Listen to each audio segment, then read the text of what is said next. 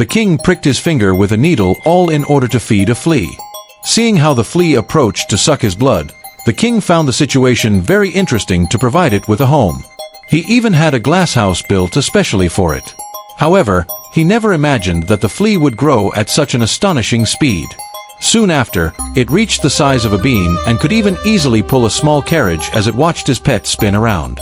The king displayed a satisfied smile, but as time passed, the king began to neglect his duties, becoming a negligent monarch who only cared about raising the flea. Years later, the flea had not only doubled in size but also reached the size of a sow. Finally, one day, the flea could no longer bear the king's excessive feeding and, with a final effort, died.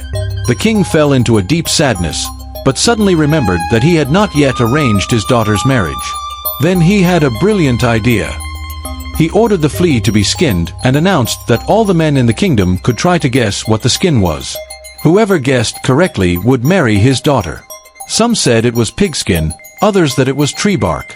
And there were even those who claimed it was inflated bull's hide, a series of absurd answers.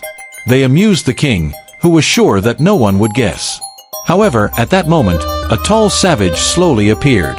He only needed one sniff to give the correct answer: flea skin. It turned out that this savage had lived in the mountains for a long time and was very familiar with the smell of fleas. The savage's answer left the king speechless. For her part, the princess, realizing that she would have to marry a savage, climbed the castle wall in terror, ready to take her own life.